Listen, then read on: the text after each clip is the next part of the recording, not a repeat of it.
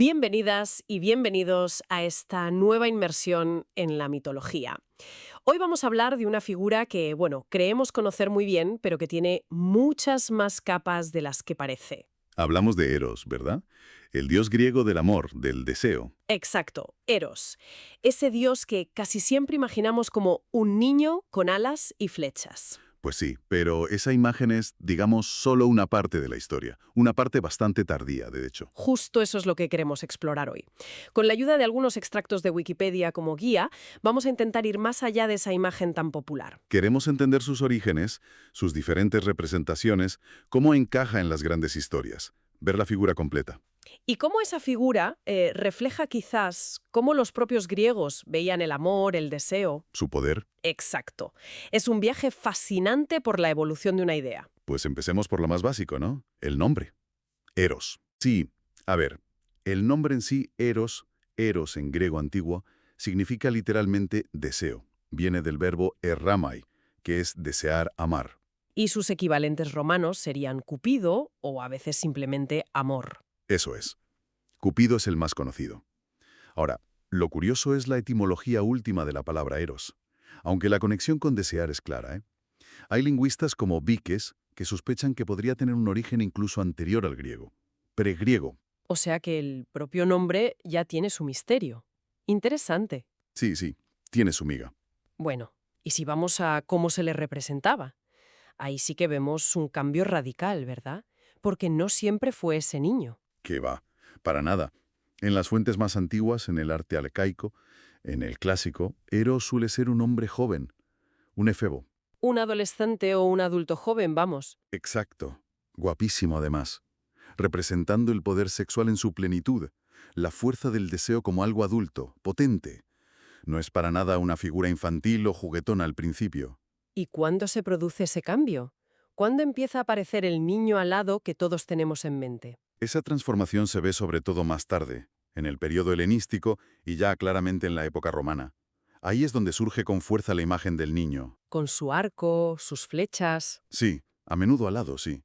Y se le asocia más con travesuras, con causar enamoramientos repentinos, a veces un poco por encargo de su madre Afrodita. Claro, como un agente un poco caótico, ¿no? Un poco, sí. Digamos que pasa de ser una fuerza fundamental a ser una figura más ligera, a veces incluso un poco caprichosa. Fíjate que en algunas sátiras posteriores incluso lo representan con los ojos vendados. Simbolizando la ceguera del amor, supongo. Directamente el Cupido del Renacimiento, el puto, el querubín, que acaba siendo el ícono de San Valentín. Es increíble ese recorrido, de fuerza casi cósmica a tarjeta de felicitación. Bueno, simplificándolo mucho, sí, pero ilustra un cambio cultural importante. Para entender bien ese cambio, supongo que hay que mirar los orígenes que le daban los propios griegos, porque ahí también había división de opiniones, ¿no? Totalmente. Hay como dos grandes versiones sobre de dónde viene Eros. La más antigua, y quizás la más sorprendente para nosotros, lo considera un dios primordial. Primordial, como el caos o la tierra. Exacto. Según Hesíodo, en su Teogonía, que es de allá por el 700 a.C., Eros fue el cuarto dios en existir. Primero fue Caos, luego Gaia, la tierra, y Tártaro, el inframundo. Y después, Eros. O sea, no nace de nadie, simplemente Surge. surge, como una fuerza necesaria desde el principio. Eso parece indicar Hesíodo. No dice que nazca del caos, sino que surge después del caos, como una potencia fundamental para que el cosmos empiece a ordenarse, a unirse. Impresionante. ¿Y hubo otros que lo vieran así? Sí.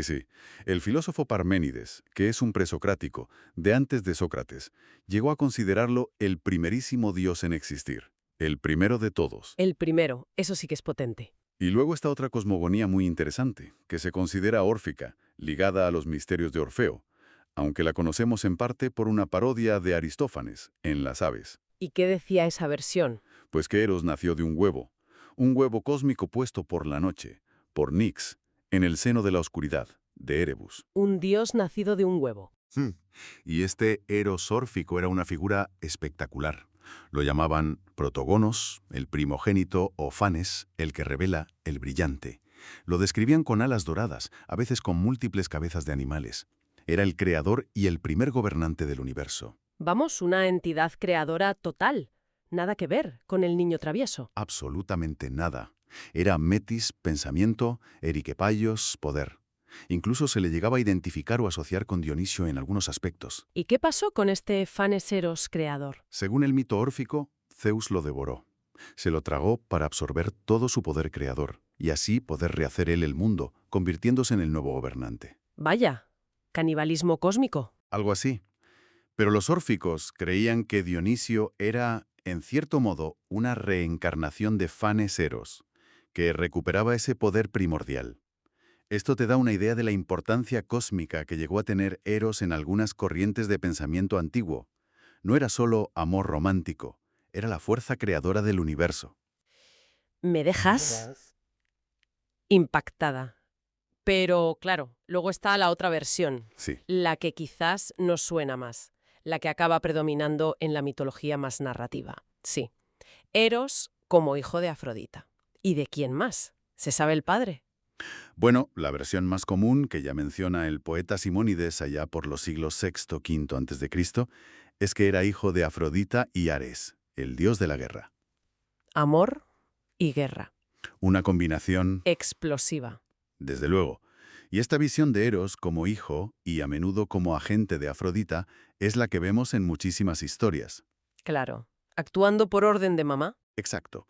Por ejemplo, en las Argonáuticas, el gran poema sobre Jasón y los argonautas, es Afrodita la que le pide a Eros que dispare a Medea para que se enamore perdidamente de Jasón y le ayude. Ahí ya vemos al Eros intervencionista. Totalmente. O en Ovidio, que cuenta cómo la propia Afrodita fue rozada sin querer por una flecha de Eros y se enamoró locamente del mortal Adonis. O sea que ni su madre se libraba. Nadie se libraba, o casi nadie. Séneca, el filósofo y dramaturgo romano, decía que Eros obligaba a los propios dioses a bajar a la tierra, a mezclarse con mortales. Nono, otro poeta tardío, describe cómo Eros vuelve loco a Dionisio por una ninfa llamada Aura. Vamos, que este Eros ya no es una fuerza cósmica abstracta, sino un personaje muy activo, a veces un poco problemático. Problemático y a menudo bastante caprichoso, sí. Es un cambio enorme respecto a la idea del Eros primordial. Y hablando de historias donde Eros es el protagonista, creo que no podemos dejar de hablar de la más famosa de todas, la de Eros y Psique. Uf, esa es fundamental. Y preciosa, además. Es una historia que, parece ser, ya era un cuento popular bastante antiguo antes de que Apuleyo la incluyera en su novela El asno de oro, ya en el siglo II después de Cristo. Que, por cierto, Apuleyo escribe en latín, ¿no? Sí, y curiosamente usa los nombres latinos para los dioses, Cupido para Eros y Venus para Afrodita, pero mantiene el nombre griego para la protagonista mortal, Psique. ¿Y cómo describe a Cupido Eros en la novela? ¿Como un niño? No, fíjate, lo describe como un joven, un iúvenes. O sea que, incluso en esta versión tardía y tan conocida, se mantenía a veces esa imagen del dios joven, no necesariamente el niño. La historia en sí es mucho más que un cuento de hadas, ¿verdad? Tiene una carga simbólica muy fuerte. Muchísima. Es una alegoría clarísima sobre el alma humana y su relación con el amor divino.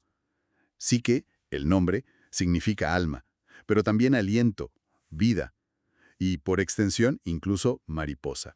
Empieza con la envidia de Venus, Afrodita, por la belleza de Psique, ¿no? Exacto. Venus está que trina, porque la gente adora más a esta mortal que a ella, la diosa de la belleza. Así que le encarga a su hijo Cupido que use sus flechas para que Psique se enamore del ser más horrible y despreciable que encuentre.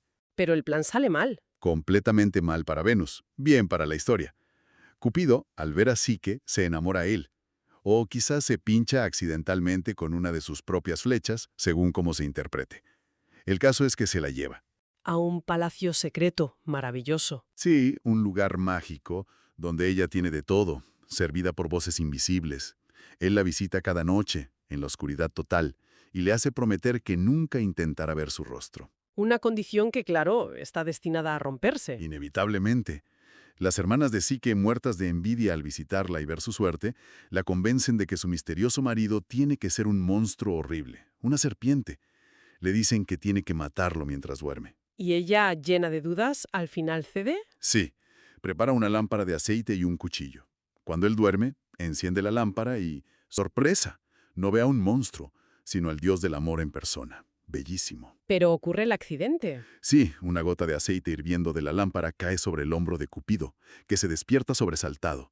Al ver la lámpara, la traiciona su confianza, se marcha volando, herido física y emocionalmente. Y ahí empieza la verdadera odisea de Psique.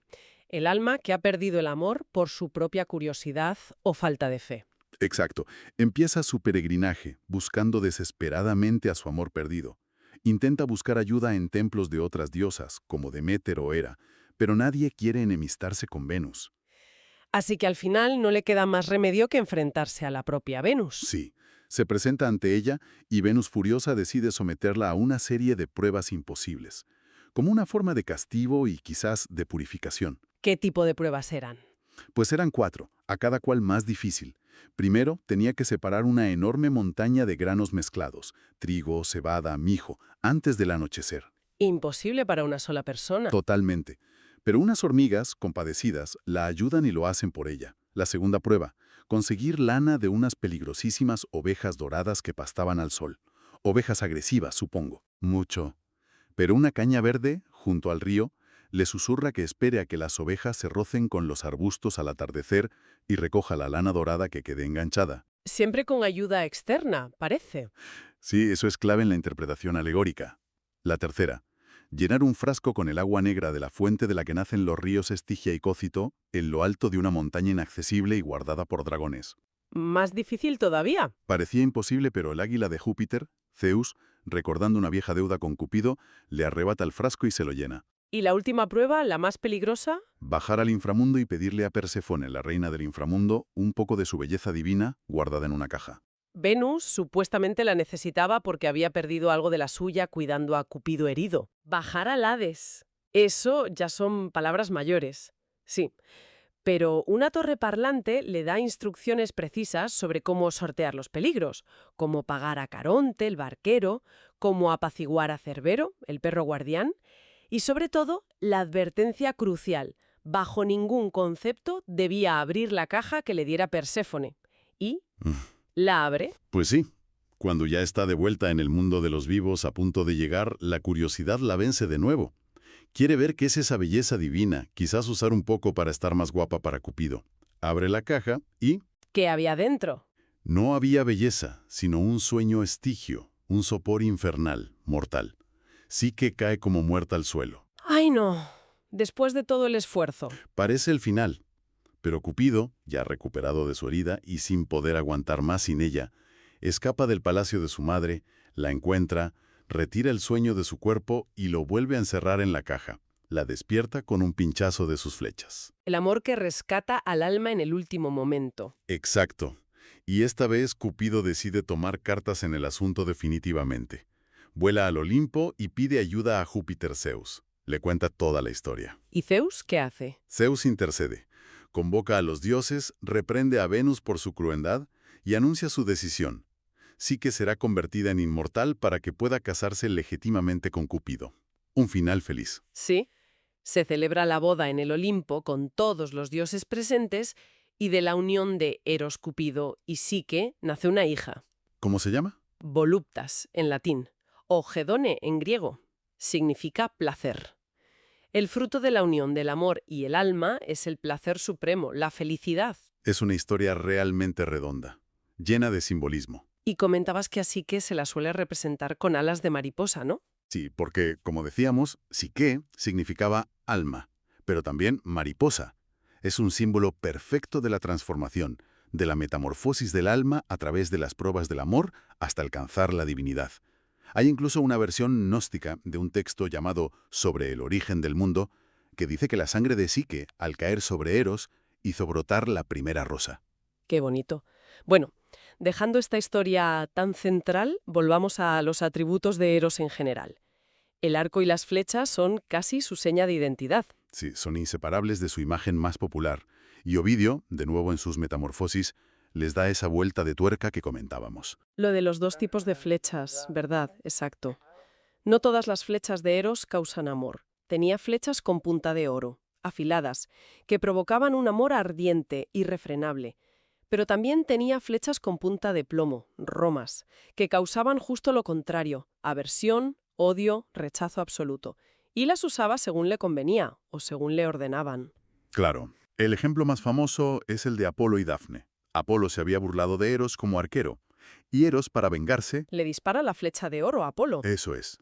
Y Apolo se vuelve loco por la ninfa Dafne, pero a Dafne le dispara la flecha de plomo. Para asegurarse de que ella lo rechace con todas sus fuerzas. ¡Qué cruel! Sí, es un uso bastante vengativo de su poder, pero otras veces actúa, digamos, por razones políticas divinas, como en el rapto de Perséfone. Ahí también intervino Eros. Según Ovidio, sí. Afrodita estaba preocupada porque su influencia no llegaba al inframundo. Hades era inmune al amor. Así que le ordena a Eros que use su flecha más poderosa para que Hades se enamore de su sobrina Perséfone cuando la vea recogiendo flores. ¿Y así extender el dominio del amor hasta el reino de los muertos? Exacto. Para que en ningún rincón del cosmos escapara a su poder. Queda claro que se le veía como una fuerza potentísima, casi incontrolable, que afectaba a todos. Dioses inmortales por igual. Sí. Luciano de Samosata, que era un escritor bastante satírico, tiene unos diálogos muy divertidos donde Zeus se queja amargamente a Eros por todas las veces que le ha hecho enamorarse de mortales y meterse en líos. Y Afrodita le dice a Eros que no use a los dioses como juguetes. Refleja esa idea de que Eros podía ser bastante disruptivo, ¿no? Mucho. Pero, ojo, había excepciones. No todo el mundo caía bajo su influjo. Ah, ¿quiénes se libraban? Las diosas vírgenes, Hestia, la diosa del hogar, Atenea, la de la sabiduría y la guerra estratégica, y Artemisa, la diosa de la casa y la virginidad. ¿Por qué ellas? Porque habían hecho un voto solemne de castidad perpetua, y ese voto, esa consagración, las hacía inmunes a las flechas de Eros.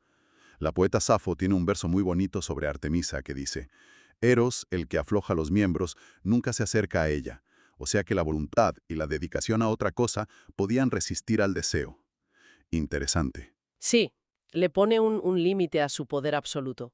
Hay también una anécdota que se repite en varios autores sobre Eros y unas abejas. Parece una tontería, pero igual tiene su significado. Sí, es curiosa. Aparece en la Anacreontea, que son poemas al estilo de Anacreón, y luego la desarrolla Teócrito en sus idilios. ¿Qué cuenta la historia? Pues que el pequeño Eros, siendo niño en estas versiones, intenta robar miel de una colmena. Y claro, las abejas le pican. Normal. Valorando a su madre Afrodita, quejándose amargamente del dolor tan grande que le ha causado un animalito tan pequeño.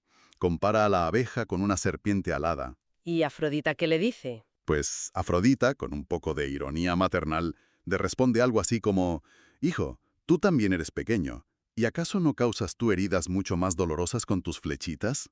¡Zas! Una pequeña lección. Exacto. Es una especie de fábula moralizante. Subraya la desproporción entre la causa, el pequeño Eros, la pequeña abeja, y el efecto, el gran dolor del amor, la picadura. Recuerda que el amor, aunque parezca inocente o venga de alguien pequeño, puede causar un sufrimiento inmenso. Tiene sentido. Bueno, hemos hablado mucho de mitos, de representaciones, pero ¿se le rendía culto a Eros? ¿Tenía templos? ¿Fiestas? Sí, existía un culto a Eros, aunque es verdad que no era tan importante ni tan extendido como el de su madre Afrodita. Donde se le veneraba especialmente. Su centro de culto más famoso estaba en Tespias, una ciudad en Beocia.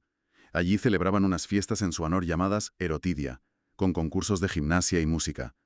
Tenían una estatua muy famosa de Eros, que se atribuía al gran escultor Praxíteles.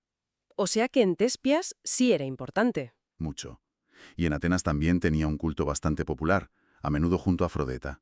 De hecho, el cuarto día de cada mes estaba consagrado a él, y también a Heracles, Hermes y la propia Afrodita.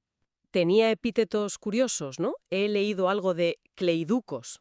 Sí, Cleiducos, que significa el que tiene las llaves. Las llaves de los corazones, supongo. Eso es, una metáfora muy bonita.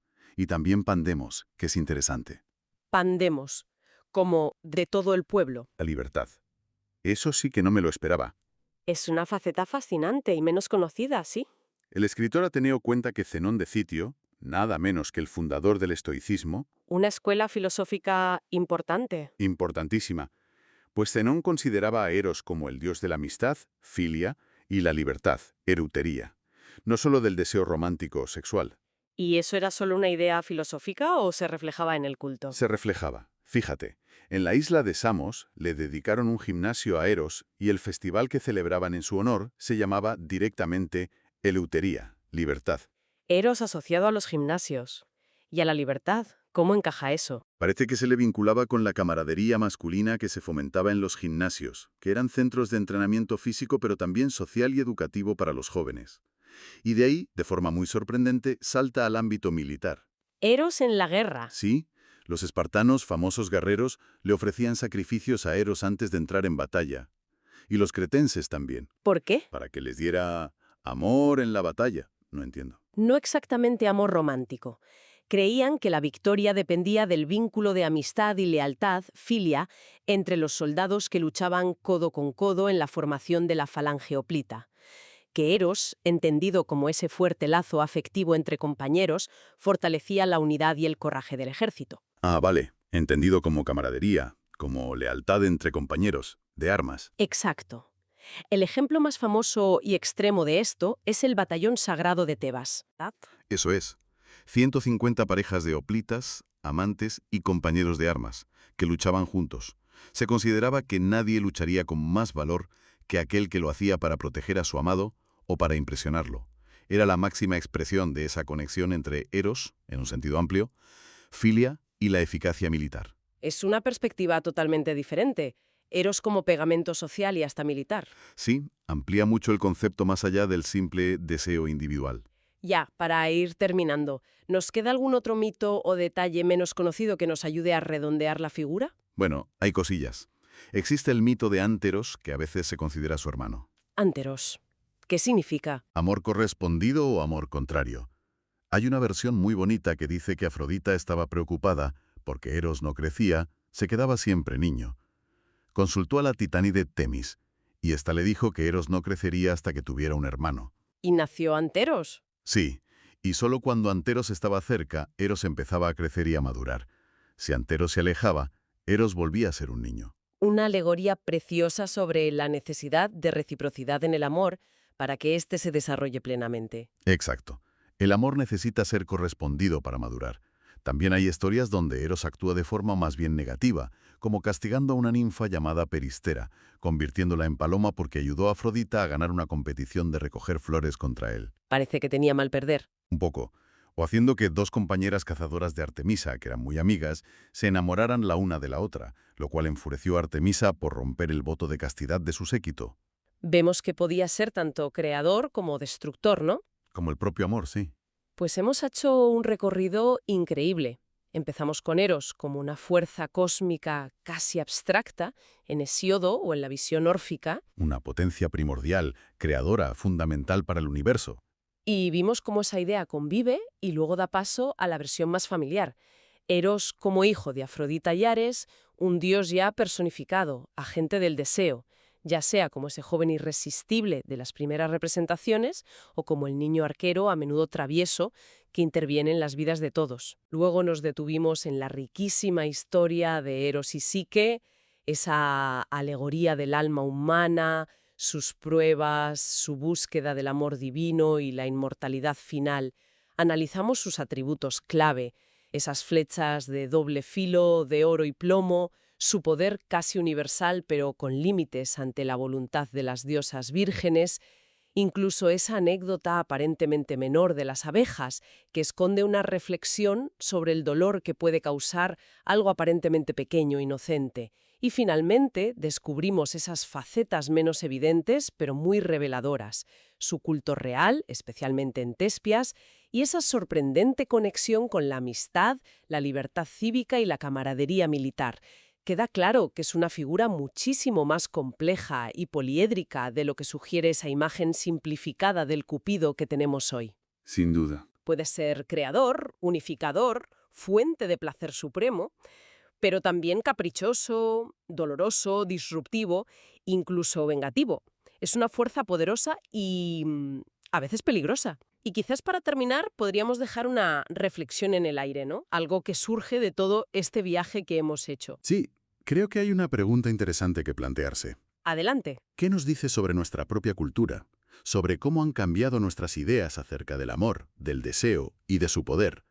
El hecho de que esta figura, que empezó siendo una fuerza cósmica fundamental, creadora, casi el principio del universo para algunos, haya acabado transformándose a lo largo de los siglos en esa imagen a veces casi trivial del niño con flechas que usamos para San Valentín. Es una pregunta potente, sí. ¿Hemos domesticado al dios salvaje del deseo o simplemente hemos cambiado el foco? Ahí queda la reflexión. Una muestra más de cómo estos mitos antiguos siguen hablando, siguen transformándose y nos siguen interpelando hoy en día.